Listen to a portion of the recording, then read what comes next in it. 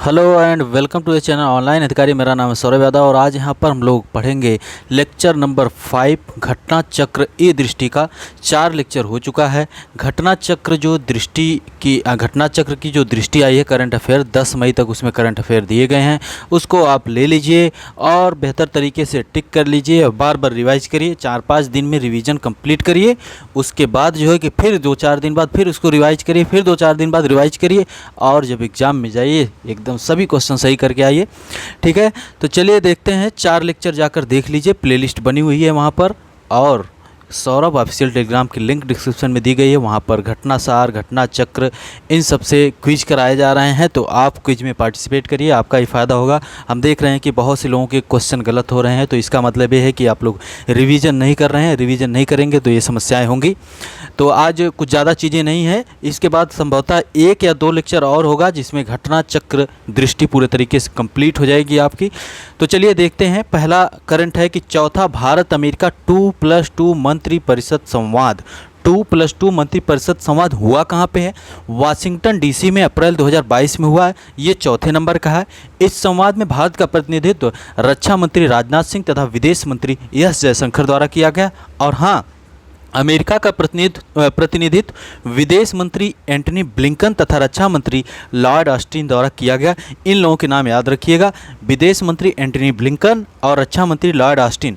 2+2 जब डायलॉग होता है तो उसमें एक रक्षा मंत्री होते हैं और एक विदेश मंत्री होते हैं। तो भारत के रक्षा मंत्री राजनाथ सिंह थे और विदेश मंत्री एस जयशंकर थे और अमेरिका का प्रतिनिधित्व विदेश मंत्री एंटनी ब्लिंकन, रक्षा मंत्री लॉर्ड ऑस्टिन ने किया। वाशिंगटन डीसी में यह हुआ चौथा संवाद था। ठीक है, और इस संवाद में Nisar NASA ISRO synthetic aperture radar उपग्रह के विकास पर संतोष व्यक्त किया गया। नासा और इसरो दोनों मिलकर निसार को डेवलप कर रहे हैं। 2023 में इसका प्रक्षेपण किया जाएगा। यह मिशन जलवायु संकट से निपटने हेतु आवश्यक आंकड़ों को संग्रहित करेगा। ठीक है, तो याद रखिएगा, NASA ISRO synthetic aperture radar को भी 2+2 डायलॉग हुआ, वाशिंगटन डीसी में हुआ, अप्रैल 2022 में हुआ। रक्षा मंत्री राजनाथ सिंह गए थे, विदेश मंत्री एस जयशंकर थे और अमेरिका का प्रतिनिधित्व विदेश मंत्री एंटनी ब्लिंकन और रक्षा मंत्री लॉर्ड ऑस्टिन द्वारा किया गया। ठीक है, 5वां बिम्स्टेक शिखर सम्मेलन हुआ। बिम्स्टेक बिम्स्टेक क्या है? Bay of Bengal initiative for multi sectoral technical economic cooperation, BIMSTEC. और इसमें सदस्य देश कितने हैं? बांग्लादेश, बी से बांग्लादेश, आई से इंडिया, एम से म्यांमार, एस से श्रीलंका, टी से थाईलैंड और उसके बाद नेपाल भूटान। तो आप कमेंट करिएगा कि बिम्स्टेक की स्थापना कब हुई, इसका कहीं सचिवालय वगैरह है? ठीक है, इसका सचिवालय हेडक्वार्टर वगैरह कहीं पर है तो उसको आप लोग कमेंट करिएगा। तो इसका सम्मेलन हुआ है। बंगाल की खाड़ी बहुउद्देशीय तकनीकी और आर्थिक सहयोग पहल के 5वें शिखर सम्मेलन में भारत के प्रधानमंत्री नरेंद्र मोदी जी ने भाग लिया। इस सम्मेलन की मेज़बानी आभासी माध्यम से श्रीलंका द्वारा की गई। आभासी माध्यम से, वर्चुअल तरीके से हुई, लेकिन मेज़बानी श्रीलंका द्वारा की गई। ओके, और बिम्स्टेक का 2022 में 25वां वर्ष था। इसकी स्थापना का 25वां वर्ष था और इसका विषय था towards a resilient region, prosperous economics, healthy people, एक लचीला क्षेत्र की ओर समृद्ध अर्थव्यवस्था, स्वस्थ लोग। ओके। शिखर सम्मेलन के दौरान थाईलैंड ने बिम्स्टेक के अध्यक्ष के रूप में पद ग्रहण किया। थाईलैंड ने अब पद ग्रहण कर लिया, अगली बार वही अध्यक्षता करेगा और अध्यक्ष के रूप में श्रीलंका कार्यकाल सितंबर 2018 से मार्च 2022 में समाप्त हो गया। ओके, ठीक है। कौन कौन से देश हैं? तो बिम्स्टेक का 5वां शिखर सम्मेलन हुआ है, श्रीलंका की मेज़बानी में हुआ। भारत के प्रधानमंत्री मोदी जी वर्चुअल तरीके से उसमें हिस्सा लिए। ओके, थीम थी towards the resilient region, prosperous economic, healthy people. ठीक, और अध्यक्ष के रूप में पद ग्रहण कर लिया थाईलैंड ने। इसके पहले जो था श्रीलंका ही था। देश कौन से हैं? बी से बांग्लादेश, आई से इंडिया, एम से म्यांमार, एम से म्यांमार, एस से श्रीलंका, टी से थाईलैंड और फिर नेपाल भूटान 2 ऐड कर लीजिएगा। ओके, चलिए आगे बढ़ते हैं। क्वाड देशों का पहला शिखर सम्मेलन। क्वाड देश कौन कौन से हैं? पुराना है लेकिन याद रखिएगा, क्वाड देश हैं कौन कौन से? अमेरिका हो गया, ऑस्ट्रेलिया हो गया, भारत हो गया, जापान। क्वाड देश ओके। और इन क्वाड देशों की एक एक्सरसाइज होती है, तो वह एक्सरसाइज अभी जो रिसेंट वाली हुई है, लेटेस्ट जो हुई है, वह कहाँ पर हुई और उसका कौन सा संस्करण था जिसमें चारों देश सम्मिलित थे। ओके, ये आपका काम है, कमेंट करिएगा। क्वाड नेताओं का पहला शिखर सम्मेलन 24 सितंबर 2021 को वाशिंगटन डीसी में अमेरिका में अमेरिकी राष्ट्रपति जो बाइडेन की मेज़बानी में व्यक्तिगत उपस्थिति वाले यानी इन पर्सन पहले क्वाड शिखर सम्मेलन का आयोजन किया गया। ये याद रखिएगा, ये भी वाशिंगटन डीसी। और भारत अमेरिका चौथा ये जो हुआ है डायलॉग 2+2, ये भी वाशिंगटन डीसी में हुआ। ओके, 3 मार्च 2022 को क्वाड नेताओं के वर्चुअल शिखर सम्मेलन का आयोजन संपन्न हुआ। चलिए आगे बढ़ते हैं। भारत यूएई वर्चुअल शिखर सम्मेलन, ये थोड़ा सा महत्वपूर्ण हो जाता है। फरवरी 2022 को भारत यूएई वर्चुअल शिखर सम्मेलन का आयोजन संपन्न हुआ। वर्चुअल था, आभासी था। यह शिखर सम्मेलन प्रधानमंत्री नरेंद्र मोदी और अबू धाबी के क्राउन प्रिंस शेख मोहम्मद बिन जायद अल नहयान के मध्य आयोजित हुआ। इसमें क्या है, दोनों नेताओं ने भारत की स्वतंत्रता की 75वीं वर्षगांठ तथा यूएई की स्थापना के 50वें वर्ष के अवसर पर संयुक्त स्मारक डाक टिकट भी जारी किया। और इस शिखर सम्मेलन के दौरान भारत यूएई व्यापक आर्थिक भागीदारी समझौते CEPA comprehensive economic and partnership agreement पर हस्ताक्षर किए गए। सेपा याद रखिएगा, कॉम्प्रिहेंसिव इकोनॉमिक पार्टनरशिप एग्रीमेंट हुए हैं। भारत और यूएई के बीच व्यापक आर्थिक भागीदारी समझौते हुए हैं। ओके। और इसमें क्या महत्वपूर्ण है, यह यूएई द्वारा संपादित पहला द्विपक्षीय व्यापार समझौता है। साथ ही मेना मिडल ईस्ट और नॉर्थ अफ्रीका क्षेत्र में भारत का पहला द्विपक्षीय व्यापार समझौता है। और महत्वपूर्ण चीज़ यह और है कि यह कोई अंतरिम समझौता नहीं है, बल्कि एक पूर्ण एवं व्यापक आर्थिक भागीदारी समझौता है, जिससे न्यूनतम संभावित समय में अंतिम रूप दिया गया। ठीक है, 88 दिन के रिकॉर्ड समय में अंतिम रूप देकर हस्ताक्षरित किया जाने वाला यह एक ऐतिहासिक समझौता है। ठीक, भारत यूएई सेपा के अंतर्गत कार्यान्वयन से भारत तथा यूएई को निर्यात किए जाने वाले 90% उत्पादों पर शून्य शुल्क लगेगा, जबकि 80% व्यापार लाइनें शुल्क मुक्त होंगी। और इसमें टारगेट रखा गया है कि भारत यूएई सेपा कार्यान्वयन के माध्यम से भारत यूएई द्विपक्षीय व्यापार को वर्तमान के $60 बिलियन से बढ़ाकर अगले 5 वर्षों में $100 बिलियन तक पहुँचाने का लक्ष्य निर्धारित किया गया है। तो आपके लिए क्वेश्चन बनता है कि भारत का सबसे बड़ा दूसरे नंबर का व्यापारिक साझेदार कौन है, यानी कि भारत दूसरे नंबर पर किस देश को एक्सपोर्ट करता है और भारत किस देश से दूसरे नंबर पर इंपोर्ट करता है, और तीसरे नंबर पर कौन है और पहले नंबर पर कौन है। तो टॉप 3 इंपोर्ट में, टॉप 3 एक्सपोर्ट में, दोनों आपका काम है, कमेंट करिएगा। घटना सार के पोस्टमार्टम में ये चीज़ आपको बताई गई थी। भारत मध्य एशिया शिखर सम्मेलन, ये भी बहुत महत्वपूर्ण। मध्य एशिया, भारत मिडल ईस्ट कह रहे हैं। First India central Asia summit का आयोजन भारत की मेज़बानी में संपन्न हुआ जनवरी 2022 में। इसमें भारतीय प्रधानमंत्री के अतिरिक्त Kazakhstan, Kyrgyzstan, Tajikistan, Turkmenistan, Uzbekistan के राष्ट्रपतियों ने हिस्सा लिया। कौन कौन? Kazakhstan, Kyrgyzstan, Tajikistan, Turkmenistan, Uzbekistan, यहाँ के राष्ट्रपतियों ने हिस्सा लिया। और प्रथम भारत मध्य एशिया शिखर सम्मेलन के दौरान दिल्ली घोषणा पत्र जारी किया गया, दिल्ली डिक्लेरेशन जारी किया गया, ये याद रखिएगा। सम्मेलन में एक ऐतिहासिक निर्णय लिया गया जिसके तहत प्रत्येक 2 वर्ष में इस शिखर सम्मेलन को आयोजित करने पर सहमति व्यक्त की गई। नई दिल्ली में भारत मध्य एशिया केंद्र स्थापित किया जाएगा, जो भारत मध्य एशिया शिखर सम्मेलन हेतु सचिवालय का कार्य करेगा, ये भी महत्वपूर्ण है।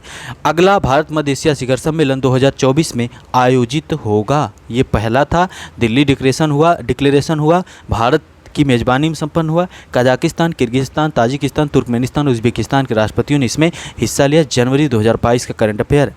21वां भारत रूस वार्षिक शिखर सम्मेलन 21वें नंबर का है, वार्षिक शिखर सम्मेलन है, दिसंबर 2021 में हुआ, 21वें नंबर का। ठीक है, इस शिखर सम्मेलन का आयोजन नई दिल्ली में हुआ। 20वें भारत रूस वार्षिक शिखर सम्मेलन का आयोजन व्लादिवोस्तोक सितंबर 2019 में किया गया था, व्लादिवोस्तोक में। ठीक है, और इसका शीर्षक क्या था? India Russia partnership for piece progress and prosperity, partnership for piece progress and prosperity, याद रखिएगा। नई दिल्ली, इस शिखर सम्मेलन का आयोजन नई दिल्ली भारत में किया गया। 26वां संयुक्त राष्ट्र जलवायु परिवर्तन शिखर सम्मेलन, थोड़ा पुराना है लेकिन पुराना नहीं है, क्योंकि अभी अगला वाला नहीं हुआ। 26वां संयुक्त राष्ट्र जलवायु परिवर्तन सम्मेलन हुआ है, अक्टूबर 2021 से नवंबर 2021 तक हुआ, 26वें नंबर का है। UNFCCC COP26 का आयोजन हुआ। यह आयोजन स्कॉटलैंड यूके के ग्लासगो शहर में संपन्न हुआ। COP26 ग्लासगो शहर में संपन्न हुआ। COP26 का आयोजन यूके द्वारा इटली की साझेदारी में किया गया। यूके द्वारा इटली की साझेदारी में किया गया। भारतीय मूल के ब्रिटिश आलोक शर्मा COP26 के अध्यक्ष थे। शिखर सम्मेलन में भारत की तरफ से प्रधानमंत्री मोदी ने भाग लिया। प्रधानमंत्री ने COP26 में पंचामृत का मंत्र दिया। ये पंचामृत जो है यूपीएससी के लिए बहुत ही महत्वपूर्ण है, पंचामृत, ठीक है। तो ये महत्वपूर्ण है। यूपीपीसीएस अभी तो पिछले वाले में ध्यान नहीं दिया, इसमें ध्यान दे सकता है। समीक्षा अधिकारी में इसमें भी ध्यान नहीं दिया, हो सकता है संभवतः पूछे। तो इसमें टारगेट क्या है? 5 चीज़ें हैं। वर्ष 2030 तक भारत की गैर जीवाश्म ऊर्जा को 500 गीगावाट तक ले जाना है। गैर जीवाश्म ऊर्जा को 500 गीगावाट, ठीक है। अरे ये यहाँ से आ जाइए। वर्ष 2030 तक भारत की गैर जीवाश्म ऊर्जा क्षमता को 500 गीगावाट तक ले जाना है।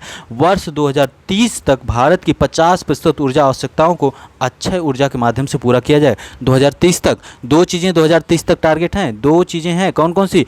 वर्ष 2030 तक भारत की गैर जीवाश्म ऊर्जा क्षमता को 500 गीगावाट तक ले जाना। वर्ष 2030 तक भारत की 50% ऊर्जा आवश्यकताओं को अक्षय ऊर्जा के माध्यम से पूरा करना। और 2030 तक भारत अपनी अर्थव्यवस्था की कार्बन तीव्रता को 45% से भी कम करेगा। भारत वर्तमान से लेकर वर्ष 2030 तक कुल अनुमानित कार्बन उत्सर्जनों में 1 बिलियन टन की कटौती करेगा। 2070 तक भारत द्वारा शून्य नेट जीरो कार्बन उत्सर्जन की प्राप्ति का लक्ष्य है। बाकी सब 2030 और ये नेट जीरो कार्बन उत्सर्जन की प्राप्ति का लक्ष्य 2070 तक।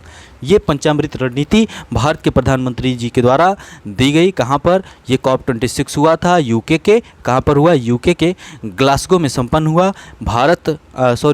इटली और यूके के द्वारा आयोजित किया गया था, साझेदारी में आयोजित किया गया। भारतीय मूल के ब्रिटिश आलोक शर्मा COP26 के अध्यक्ष थे, ठीक है। पंचामृत रणनीति आपने देखा। और COP26 के दौरान यूके ये बहुत महत्वपूर्ण, UK, Bharat, Australia, Fiji, Jamaica एवं मॉरिशस द्वारा, ये नाम याद रखिएगा, UK, Bharat, Australia, Fiji, Jamaica एवं मॉरिशस द्वारा संयुक्त रूप से आयरिस को लॉन्च किया गया। आयरिस क्या है? Infrastructure for resilient island states. Infrastructure for resilient island state जारी किया गया, मतलब जिसको लॉन्च किया गया UK, Bharat, Australia, Fiji, Jamaica एवं मॉरिशस के द्वारा। याद रखिएगा 5 देश कितने? 4, 2, 6 देश हैं। और CDRI coalition for disaster resilient infrastructure द्वारा सदस्य देशों एवं संगठनों के सहयोग से आयरिस को स्थापित किया जा रहा है। ओके।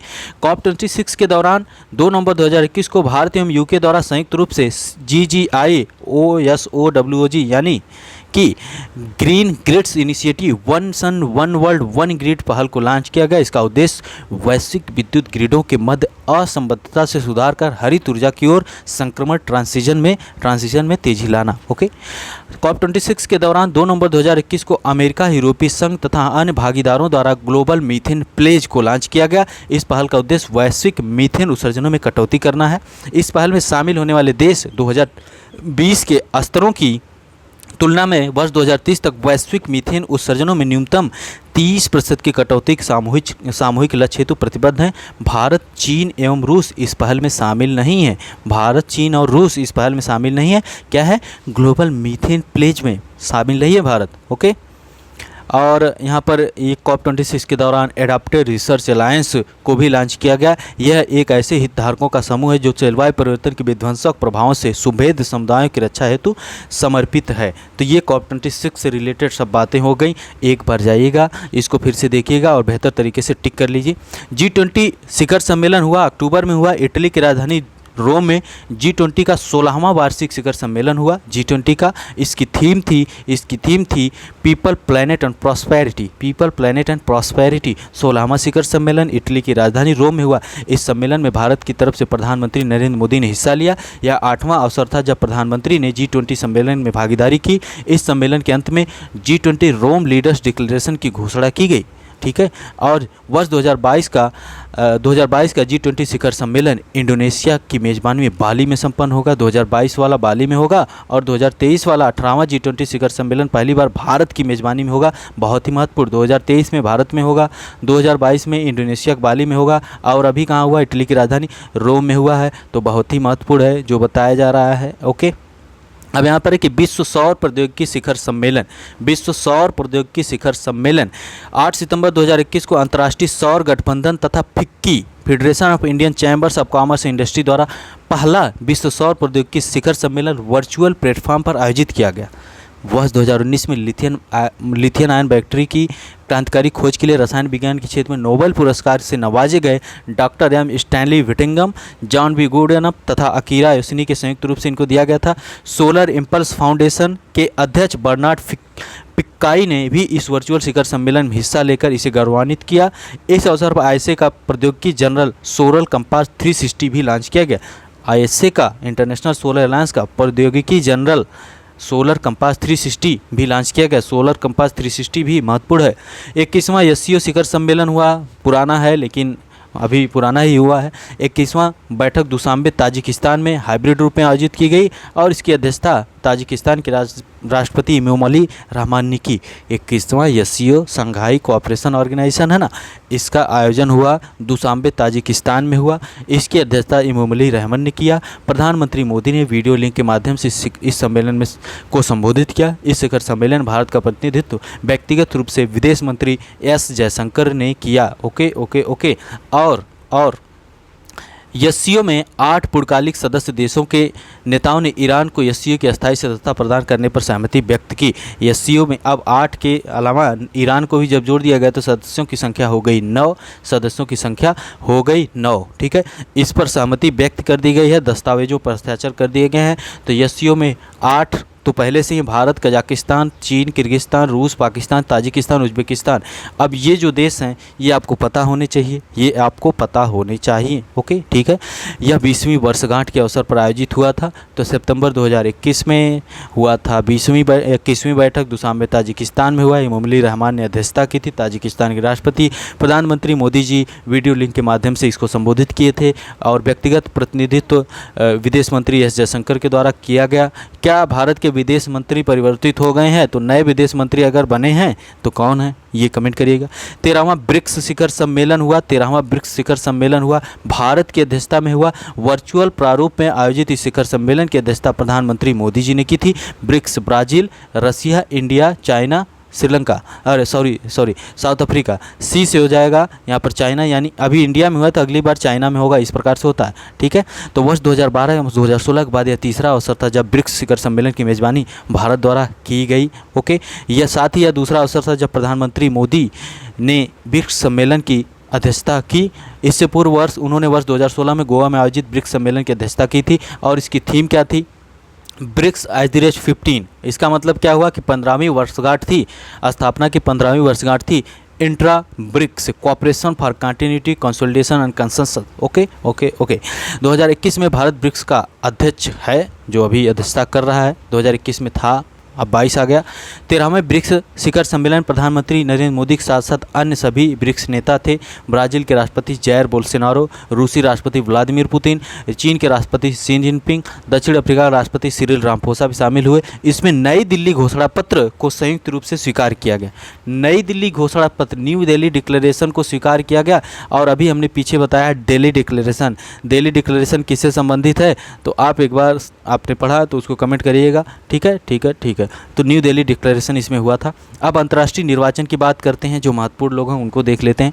फिलीपींस में राष्ट्रपति चुनाव हुआ। अभी इसमें बता रहे हैं कि काउंटिंग ही चल रही है, लेकिन फर्डिनेंड मार्कोस जूनियर फिलीपींस के राष्ट्रपति बन गए। First Ferdinand Marcos junior. Okay. France में राष्ट्रपति चुनाव हुए हैं और इमैनुअल मैक्रोन फिर से राष्ट्रपति बन गए हैं। इमैनुअल मैक्रोन, उनकी मुख्य प्रतिद्वंदी थी मरीन ले पेन। ओके, मैक्रो वर्ष 2002 में जैक्स शिराफ के बाद पुनर्निर्वाचित होने वाले पहले फ्रांसीसी राष्ट्रपति बने। ओके। ठीक है। तो इमैनुअल मैक्रोन फिर बन गए। और पाकिस्तान में सत्ता परिवर्तन हो गया, शहबाज शरीफ 23वें प्रधानमंत्री बन गए। कोस्टा रिका में राष्ट्रपति चुनाव हुआ। कोस्टा रिका की राजधानी क्या है, कमेंट करिएगा। कोस्टा रिका में राष्ट्रपति चुनाव हुआ, रोड्रिगो चाव्स, रोड्रिगो चाव्स राष्ट्रपति बने। तुर्कमेनिस्तान में राष्ट्रपति चुनाव हुआ, सरदार बर्दी मुहामेदोव, तुर्कमेनिस्तान बर्दी मुहामेदोव, सरदार बर्दी मुहामेदोव वहाँ के राष्ट्रपति बन गए। हंगरी में राष्ट्रपति चुनाव हुआ। हंगरी की राजधानी बताइएगा, हंगरी की राजधानी क्या है और उसकी राजधानी से कौन सी नदी होकर जाती है, ये आप लोग कमेंट करिएगा। हंगरी के इस चुनाव में कैटरीन नोवाक देश की नई राष्ट्रपति के रूप में निर्वाचित हुई। और महत्वपूर्ण बात क्या है, हंगरी में कैटरीन नोवाक बनी है। दूसरी बात यह है कि वे देश की प्रथम महिला राष्ट्रपति बन गई। हंगरी में कैटरीन नोवाक। दक्षिण कोरिया में राष्ट्रपति चुनाव हुआ, यून सुक योल, नाम तो अजीब है, यून सुक योल। राष्ट्रपति केवल एक बार ही पद धारित कर सकता है, ऐसा संविधान है दक्षिण कोरिया में। और उसकी राजधानी क्या है, आप कमेंट करिएगा। यून सुक योल राष्ट्रपति बनी है दक्षिण कोरिया की। स्वीडन की पहली महिला प्रधानमंत्री बनी है स्वीडन। मैग्डेलेना एंडरसन स्वीडन की राष्ट्रपति बनी मैग्डेलेना एंडरसन।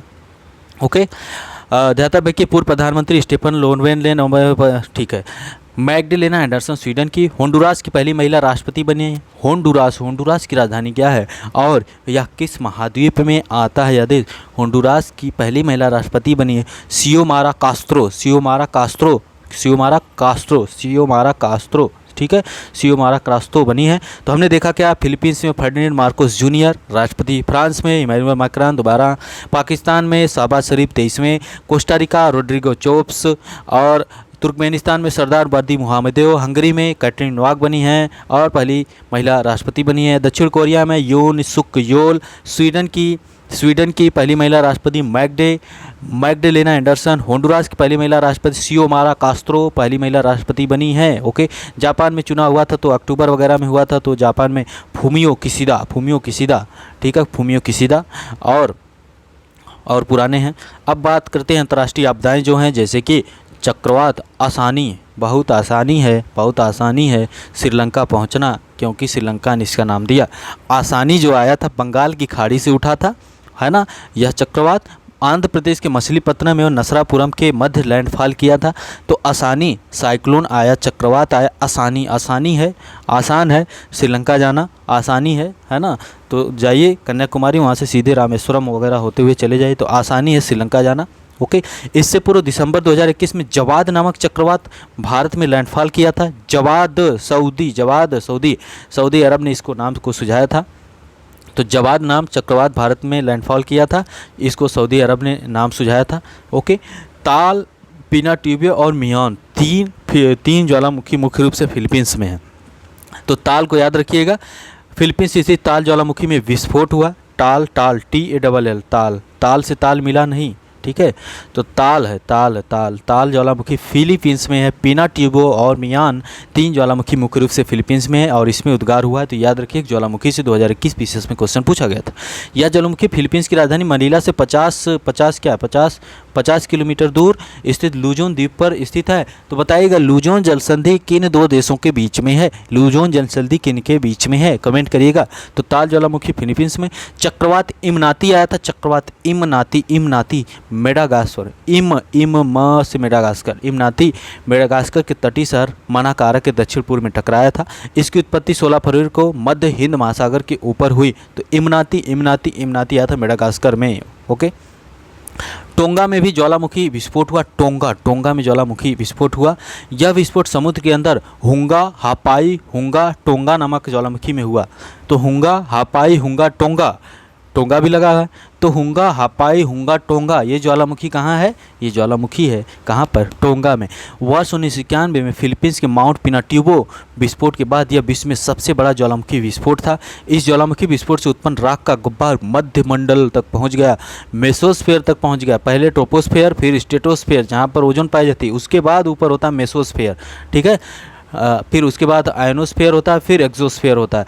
तो मेसोस्फीयर तक यह पहुंच गई और बता रहे हैं कि 1991 में फिलीपींस के माउंट पिनाट्यूब विस्फोट के बाद यह विश्व में सबसे बड़ा ज्वालामुखी विस्फोट था। ठीक है, टोंगा द्वीप समूह रिंग ऑफ फायर में मौजूद है। रिंग ऑफ फायर विश्व के कुल ज्वालामुखी विस्फोट में से 75% एवं वैश्विक भूकंप के 90% के लिए उत्तरदायी है। हुंगा हपाई हुंगा टोंगा ज्वालामुखी कहाँ पर है? तो टोंगा में। टोंगा टोंगा टोंगा टोंगा क्या एक देश है? और देश है तो उसकी राजधानी क्या है? और आइलैंड है तो किस देश के अंडर में है? तो ये आप कमेंट करिएगा। पेरू में पर्यावरणीय आपातकाल घोषित कर दिया। पेरू पेरू पेरू पेरू की राजधानी क्या है? कमेंट करिएगा। जनवरी 2022 को पेरू के समुद्री क्षेत्र में 6000 बैरल कच्चे तेल के रिसाव के परिणामस्वरूप 90 दिनों के पर्यावरणीय आपातकाल की घोषणा कर दी गई। पेरू में तेल रिसाव हो गया था, इसलिए 90 दिन के पर्यावरणीय आपातकाल की घोषणा कर दी गई। Mount Semeru Semeru Semeru Indonesia के पूर्वी जावा प्रांत में स्थित माउंट सेमेरू सेमेरू इंडोनेशिया में है। माउंट सेमेरू, इसमें विस्फोट हुआ माउंट सेमेरू। और इस ज्वालामुखी को महामेरू द ग्रेट माउंटेन भी कहा जाता है। बहुत ही महत्वपूर्ण, इस ज्वालामुखी को द ग्रेट माउंटेन भी कहा जाता है। माउंट सेमेरू ज्वालामुखी कहाँ है? इंडोनेशिया के जावा प्रांत में है, जावा द्वीप पर है। यह द्वीप जावा का सबसे ऊंचा एवं सक्रिय ज्वालामुखी है। ओके ओके ओके, ठीक है। अब यहाँ पर है कि टाइफून राय आया था। टाइफून फिलीपींस और चाइना में क्या कहा जाता है? टाइफून कहा जाता है। ठीक है, और बागियो भी कहा जाता है फिलीपींस में, और उधर टाइफून भी कहा जाता है, बागियो भी कहा जाता है चक्रवात को फिलीपींस में। टाइफून राय आया था, फिलीपींस में आया था, फिलीपींस में आया था, याद रखिए। माउंट एसो ज्वालामुखी, एसो कहाँ है? जापान के दक्षिणी द्वीप क्यूशू पर स्थित माउंट एसो में विस्फोट हुआ। एसो एसो एसो। अब ज्वालामुखी देखिए बहुत करंट में आ गई हैं इस बार, इसीलिए ज्वालामुखी को और भी जो ज्वालामुखी हैं, जैसा विश्व भूगोल के अंतर्गत हमने पढ़ाया था, उसको अगर आपने नहीं देखा तो जाकर एक ही लेक्चर पढ़ा है उसको देख लीजिए। और अगर आपके पास कोई किताब हो, जैसे कि आपके पास होगी महेश बर्नवाल हो, माजिद हुसैन हो, या फिर लूसेंट में भी देखेंगे तो वहाँ पर भी ज्वालामुखी मिल जाएगी। हो सकता है लूसेंट में कम दी हुई चीज़ें, तो देख लीजिएगा, उसको बेहतर तरीके से याद कर लीजिए। ज्वालामुखी से एक क्वेश्चन पक्का आएगा। माउंट एसो ज्वालामुखी जापान के दक्षिणी द्वीप क्यूशू पर स्थित है। ओके, फुकू टोकू ओकानोबा, ये फुकू टोकू सुकू टोकू सब जापान के ही नाम है। ये ज्वालामुखी, उसमें भी विस्फोट हुआ है ना, याद रखिएगा। अब यहाँ पर माउंट मेरापी, मेरापी भी इंडोनेशिया में, जावा द्वीप पर। मेरापी भी इंडोनेशिया में है, सेमेरू भी इंडोनेशिया में है। इसमें भी माउंट मेरापी को इंडोनेशिया का सर्वाधिक सक्रिय ज्वालामुखी माना जाता है। इसमें भी विस्फोट हुआ है। ओके, चक्रवात गुलाब गुलाब गुलाब गुलाब। पाकिस्तान चाहता है कि हम गुलाब दें भारत को, लेकिन गुलाब एक हाथ से देता है, दूसरे हाथ से फायरिंग करता है, इसलिए जो कि हम गुलाब नहीं लेंगे पाकिस्तान का, है ना। और वहाँ पे 23वें प्रधानमंत्री नए वाले आ गए हैं। सरकार तो चला नहीं पाए, आज तक पाकिस्तान में कोई भी सरकार सही तरीके से चली नहीं है। आप एक बुक है एनसीईआरटी, शायद 12th क्लास की है, तो उसमें आपको नाटो के बारे में पता चलेगी चीज़ें, कोल्ड वार के बारे में चीज़ें पता चलेंगी, union of Soviet socialist Republic के बारे में पता चलेंगी।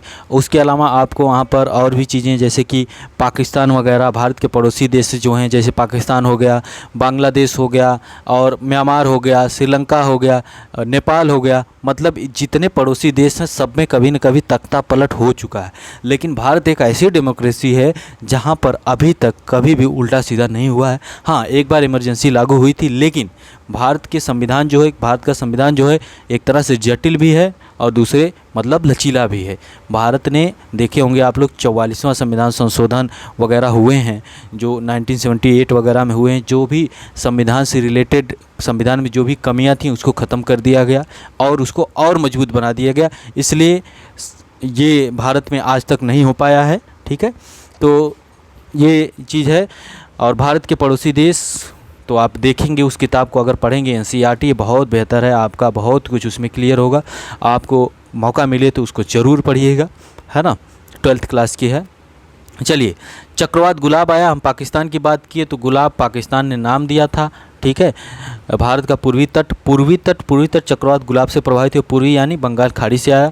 इसने मुख्य रूप से आंध्र प्रदेश के कलिंगपट्टनम, उड़ीसा गोपालपुर के बीच भूभाग को प्रभावित किया।